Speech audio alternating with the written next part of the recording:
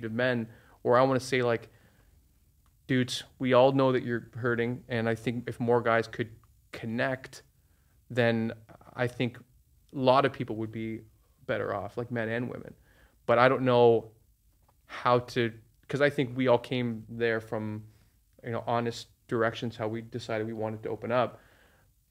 But I don't know, like, how do you think is a helpful way for guys to start making these connections that maybe aren't predisposed to it, or like, how do you think we could bridge that gap? Just one thing on that Mm. quickly. I actually think the way to learn how to be a better man oftentimes through women. So women are generally better at all of this kind of stuff. So instead of just surrounding yourself around men all the time, I learn a lot about how to be around others, man or woman, or however you want to identify, even through women, and just seeing how they interact just one on one or even in groups of women sometime. I think it's a very interesting thing when you're a man and you're with a group of women, how that dynamic is. You feel like you're the odd man out kind of thing. But I think you can go in and, as if it's like an experiment, and learn from these kinds of encounters. It's not typical that like one man will hang out with like four women, because it's really like, okay, you're like kind of like the fifth wheel or something in that case.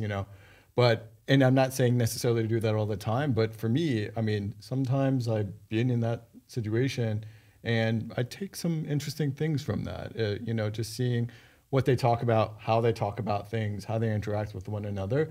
And it's almost through osmosis. It's like not necessarily I'm taking notes, but then it sort of reflects upon me with my relationships, even with other men, just by sort of injecting that into my life a little bit. Right. I think one thing that's helped me is to realize it's okay to be curious, because I resonate with what you all are saying about like not even knowing that I'm hurting. You know what I mean? Like it's like, no, I'm fine. And it's not in this like superficial, I'm a man, so I need to bury it. I didn't realize there was anything buried, if you will. You know what I mean? It's just like, no, I'm fine, right? Like I'm just stressed about that thing, or whatever, and You yeah, think you're in your backyard and it's a graveyard. yeah, or like when I ran away from the church, I didn't talk to my parents for like a couple years, and it wasn't even until a year or so ago that I had this conversation to open up with them. At the same time that I met Arne, I was right after I met Arne, and it was actually my partner who came and said, I think you need to talk to somebody. I'm like, what are you talking about? I'm fine. Like, what the fuck am I going to talk to somebody about? I got a good job. I got a beautiful family. I live in a beautiful place. Like, what's the deal? And then all of a sudden it was like, holy cow, right? And it started with curiosity. And I've tried to ease myself in. Meditation is cool, right? I'll meditate. And then I'm like, well, I can't meditate. We're shit, I get, thoughts. And then as soon as there's some silence, it's like, oh, that's curious, and then as you were saying, once you start digging in there, you realize, okay, empty the closet, we'll put it back together. But and I feel like I have just gotten started. Right. Yeah, I feel the exact same.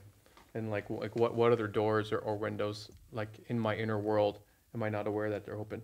And sometimes it's like, okay, this is helpful, this is less helpful. Maybe this window should stay half open, and kind of getting like a good equilibrium, at least just to know like how I'm feeling, and not discounting that like, well, I felt this, but no, it's a feeling, so don't worry about it. Instead of being like, no, I feel this, I want to do this, or I don't want to do this, and trying to be more in touch with kind of what my needs are, which I think is hard.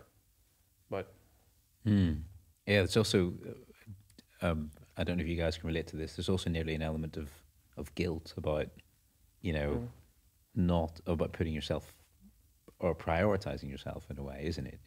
Certainly I know with me, busy with work. Oh my God, I better do all this, but I'll put a few hours in later and so on. And yeah, no, and I think that's something that takes quite a bit of nearly bravery to kind of confront, actually, that you go, no, I am actually going to prioritize time for myself, or do that thing that I really enjoy and want to do, and don't kind of get pulled away from that.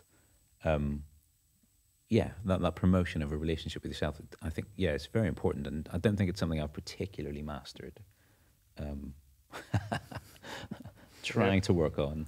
I would assume it's kind of like meditation. Isn't like you're not going to master it. It's kind of just being like the act of trying is the act itself.